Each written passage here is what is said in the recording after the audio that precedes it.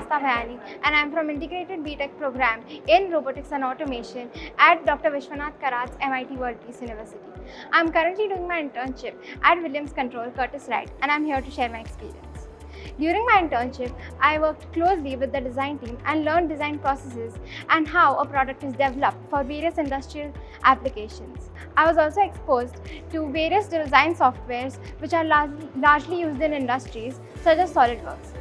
Along with learning the software, I also got to learn how business processes trigger design processes which are then sent to production.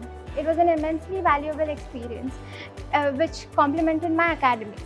It also gave me a glimpse into the practical aspects of design in an industrial setup.